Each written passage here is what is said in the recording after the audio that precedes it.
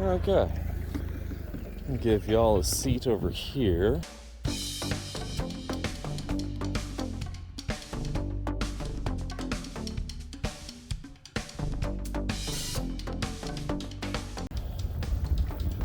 So y'all can watch how I do the strapping on a car hauler.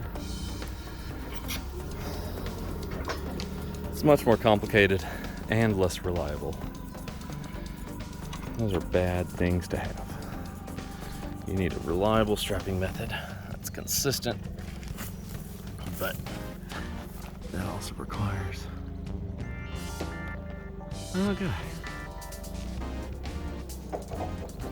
There you'll go. Y'all can watch Lance, and then I'll be strapping.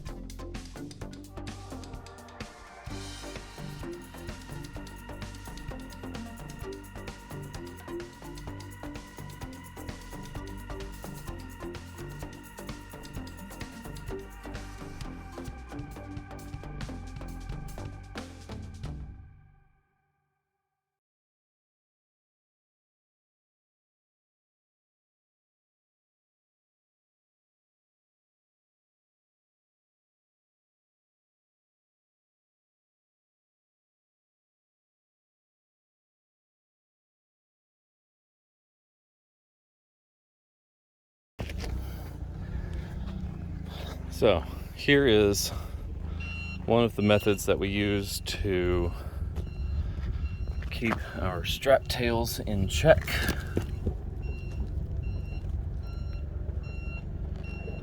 Where is it? It's way up there. So for this one, we're going to wrap it around the handle. So this is about the max length. You probably have 3 or 4 feet right here. This is the max length that you can do with this, but send it between the part that pulls back and the bail, and you go through there until all that space is taken up. And here I'm going through another part of the ratchet, and voila, it's done. And it may be a bit too tight, keeping it from locking. There you go. And that's never come off for us. Never has. It's nice, tight, tidy. And let's do that again. So here's the detail from up here. So I go right there between those two. Pull it down. And then go through that again. And then pull that until the slack is about normal. See if I can do it a third time. Okay, now the slack's starting to get tight, so organize it. And now over here there's a metal bar that's structural. It's this pin, and I go around that.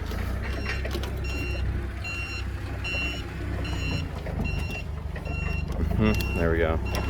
And that's pretty tight. That'll lock just like that. And that's what we're going to do on all of these.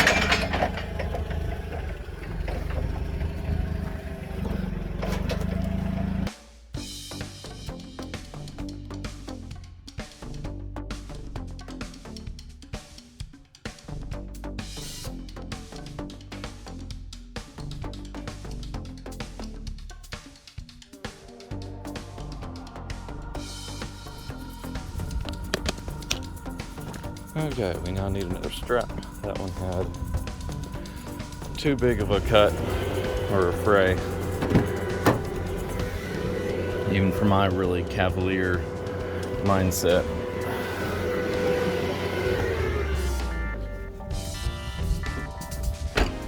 So that one's being disposed of.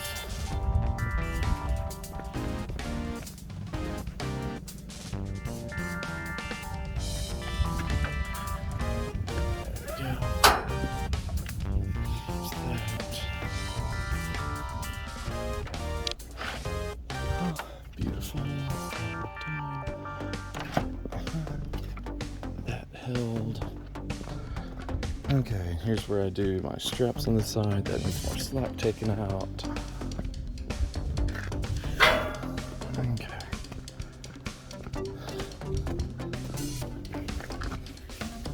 we go. And stake pockets and angle irons.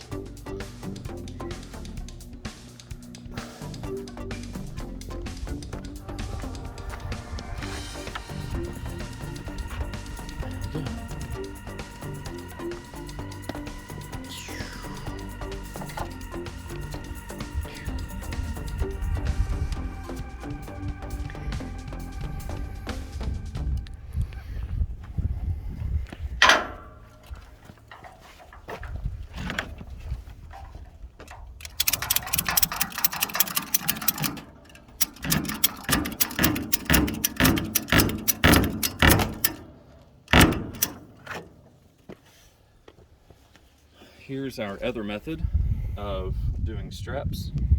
So fold it over. So we have a short tail, so we're going to do a short fold over. This is about a 12-inch. Roll, roll, roll until you get to here. Then the bottom of the tail goes through the handle. Grab the bottom of the tail and let it slide until the top of the tail is at the handle. And then you fold it over, grab through the top, and then make it look pretty. You're going to have a twist on this one side. Get that twist out of there. Put that twist in the bottom. Nice and pretty bow tie around the handle. Pull straight down. If you have some slack on this, roll it through the handle just like that. And you can roll that 3 or 4 times and all that'll be just fine. And that stays put for us. Let's do it one more time. We'll do that same method. Whenever you do this, always put one twist in your strap, and then it won't buzz in the air. And 1 to 5 half twists will not affect your strength of your strap. You can go over to Fireball Tools, and they've done a beautiful test of that. And it's only whenever it gets bunched up on each other. Whenever it's this tight, that'll affect your strength. But one big long one like that's just fine.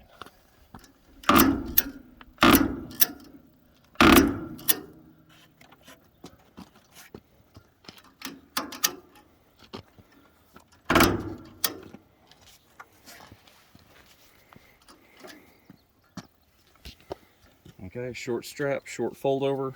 There's about a foot. You can't go much shorter than that because it won't make it over. So then through the handle, down to the bottom, adjust the slack until the top gets to the handle. Pull through, grab the bottom, arrange everything, get your twist out of there and put it into the bottom loop. Take your extra slack and it goes through the handle, pull tight, lock. And you do that 8 times a day for 6 months and you'll have it. The Buster Bolo.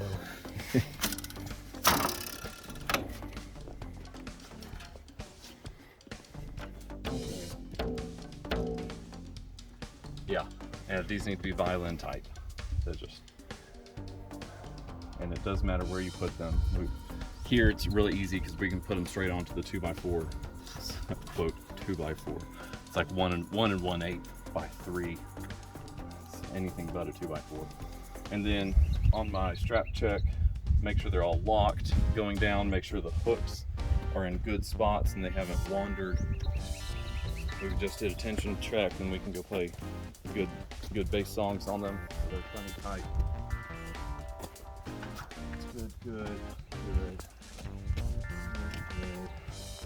Good. Yes, yes, yes.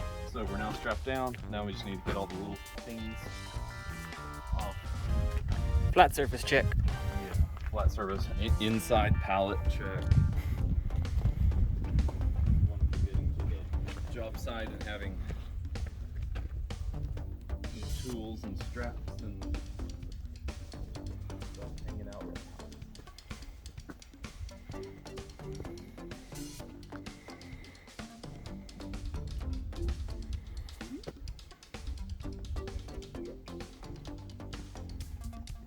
Okay, so that's it.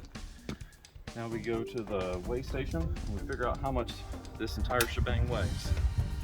It's very important to know how much you weigh and how much you're putting through to the rear axle.